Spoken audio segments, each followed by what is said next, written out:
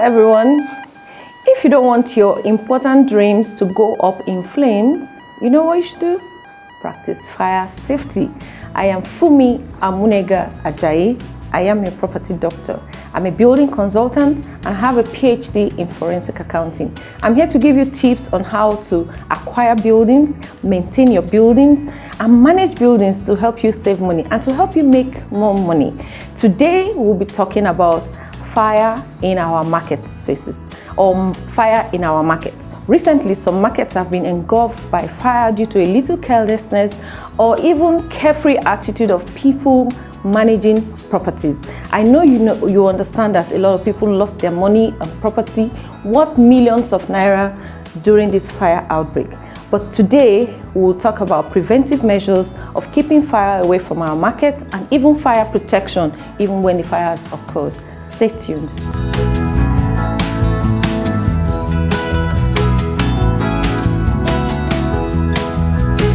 Welcome back. What is fire?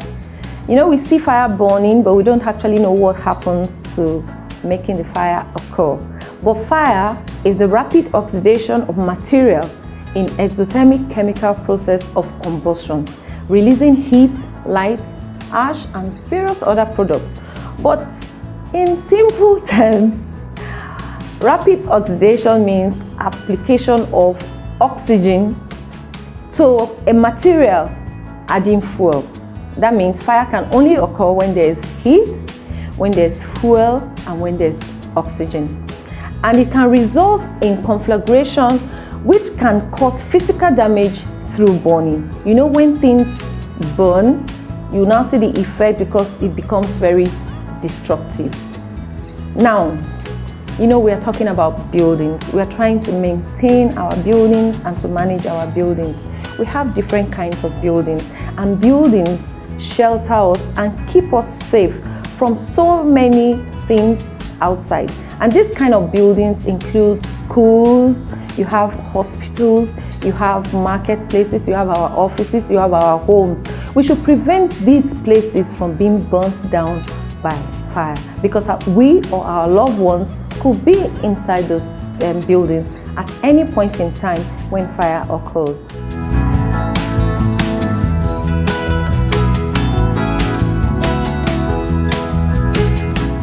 Let's talk about some causes of fire outbreak. Sometimes in our buildings, like our homes, restaurants, and cooking environment, we can leave our cooking unattended to. This can lead to fire outbreak. Also, you can have electrical or lighting equipment problems, maybe like electrical faults. You have naked lamps or electric short circuit or overheating. Sometimes you even see people joining naked wire together. This can lead to fire outbreak. And sometimes you'll also find out that some people, while trying to dispose their smoking or cigarette stubs somewhere, they can just leave it carelessly and they will not know that this can cause fire. Sometimes some heating appliances can cause fire outbreak. Illegal electrical connection can cause fire outbreak. Some people trying to tap lights, as they say, from places that are unauthorized. This can lead to fire outbreak. Sometimes some chemical reactions can cause fire outbreak, like fireworks, if not properly supervised or managed, can cause fire outbreak.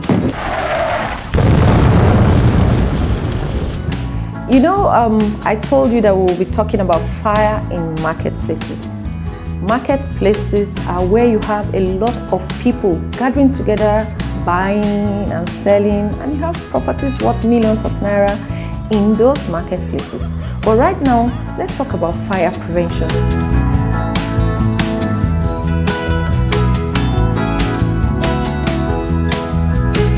When we talk about fire prevention, we should say stop fire from starting or even stop fire from spreading. To prevent fire from occurring, you have to plan for each facility. For instance, after a market has been built, you let people understand what are those things that are in the market that people are going to use. You should know what can cause fire or a fire outbreak in that facility. For instance, If you have a restaurant in a market, you should know that gas leakage or fuels can cause fire outbreak. You should understand also that electrical faults can cause fire outbreak. So when you find out that these things can cause fire outbreak, you should prepare and know the kind of equipment to use and to stop the fire if it eventually starts. Now, train the users of the building.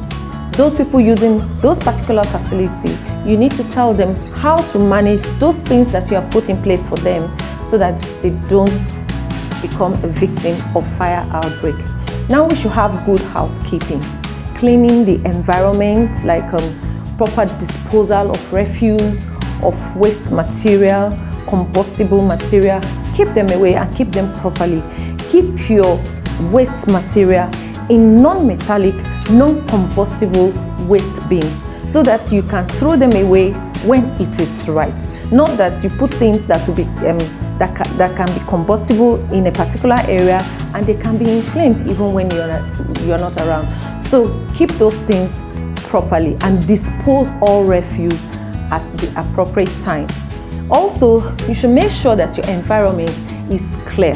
You don't encourage weed to grow in your area. That means you should cut the weed, cut the dry leaves, and every other thing that you know can cause fire outbreak. Put off all electrical appliances at the close of business, because sometimes you may not even know that you did not put those things off because of power failure. You can forget. So try to put off everything from the mains if there was a power failure at the close of business, so that when power is restored, if there's a power surge, your electrical equipment is safe and even your shop or your store is safe. Also, do not smoke in areas where smoking is prohibited. Fireproofing. Maintain adequate clearance between heating facilities and combustible materials. When I say maintain adequate clearance, I mean keep your gas cylinders away from the building, not too close to the buildings, so that you can prevent fire outbreak. Some people say, oh, I use camping gas to cook. Yeah, you can use a camping gas to cook, but you should use it safely. Now keep your generators away from building and keep your fuel cans or containers away from buildings. Do not use open flames on heating elements where you can have flammable gases or vapors. For instance, do not allow your fuel to be open. You should cover it properly in your kitchens or in your area where you want to take fuel. Maybe you have to pass through the kitchen before you get to the place you are putting your generators, or where you kept your generators. Cover your fuel properly. Do not expose fire to those kind of vapors. Now make sure all your exits are clearly marked and allow people know that this is an exit in the marketplace.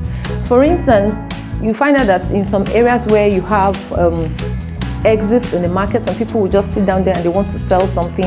Let your markets be organized and not covered. Let your staircases be free and let your circulation be through in the market. Inspection is very important to prevent fire in our marketplaces. We make sure that all our safety equipment are properly inspected and in good condition at all times. Remember I said we have to prevent fire from occurring. Now, there are ways to prevent fire from occurring. You prevent it from even starting at all, or you prevent it from spreading. Now, what are the things you think we should do to prevent fire from spreading? Is by making sure that every market space has a fire protection system. You have smoke detectors in the shops. There are fire alarm systems. You also have fire sprinklers. There are fire hose reels, fire hydrants, and extinguishers. There are different fire extinguishers and they do different kind of things. For instance, you do not use a water-based fire extinguisher in a kitchen. There's a kind of fire extinguisher you use in the kitchen, because in the kitchen you're expected to use gas cookers or gas cylinders, there's gas in the kitchen, and there are other fats and oils in the kitchen. So the kind of fire extinguisher you use in the kitchen is different from the one you will use in a shop where they sell clothes or in a shop where they sell books. I know there are different kinds of fire extinguisher for different classes of fire. Fire has been classified into different areas or different classes so that people will be able to identify the type of fire. For instance, when you hear class A kind of fire, it involves solids. Anything that is solid, something that you can touch and something that you can hold in your hands, like paper, like wood and fabric. This is a class A kind of product or class A kind of fire extinguisher that can work on solids, and this is usually water-based. You can use another kind of fire extinguisher to treat fire that erupted from solids like paper, wood or fabric, and it is a foam-based fire extinguisher. The color base is cream. You see it's written there, but in cream there's a color so that you don't even have to wait to start reading. Immediately you see the color, you can identify that this is a foam-based fire extinguisher. There's also another kind of class of fire, which is B for liquids, and liquids like petrol, like paint, like kerosene, any flammable liquid. You find out that you can use that in kitchens and in petrol stations or anywhere they sell flammable liquids. Now, the kind of fire extinguisher you use in this particular kind of environment is foam-based. The color code is cream. Now, you can use this in the markets, you can use in the hospitals, you can use in offices. When you spray the fire extinguisher, you find out that it is foam-based. There's another class of fire extinguisher which is classified as C, and this treats fire erupting from gases like butane, like hydrogen, like methane, and so on. On this kind of fire, when you see this kind of fire occurring, you use a dry powder fire extinguisher, or you use a carbon dioxide fire extinguisher. For a dry powder fire extinguisher, it is the color code is blue. But if it is a carbon dioxide fire extinguisher, the color base is black. Now, there's another kind of fire that can happen in markets like metals. It is classified as D. Now, you have aluminium, magnesium, and other metals.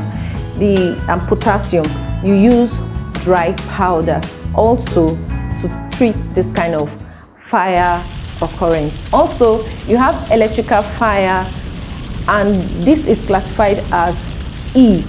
You use a dry powder fire extinguisher to take care of that kind of fire outbreak. Let me say this first. In the kitchens where fire occurs, or anywhere you have a fire outbreak in your kitchen or somewhere around the restaurant, and you see that maybe you were cooking and maybe you wanted to fry something and the oil got so hot and there's fire in the frying pan, the first thing you should do not panic, do not be afraid. First of all, turn off the source of fire and use a lid to cover the pot, or you cover the frying pan. This will cut off the oxygen that will encourage fire to keep burning in that frying pan. But make sure you do not put water. If you put water, it will spread the fire everywhere. Do not pour water because it causes more harm than good. Fire drill is a method of practicing how to evacuate a building in case a fire or emergency occurs. Now, how do you do this? You activate the alarm in the building and see how people will be evacuated out of the building through the necessary exits, or as if there's actually an emergency happening at that particular time. This will make people know, okay, this is what they need to do at any particular time there is a fire emergency or fire occurrence in the building.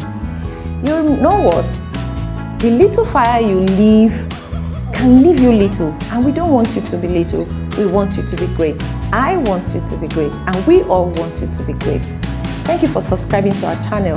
For those of you who have subscribed, we say thank you and thank you. And if you have not subscribed, please do so on the link below.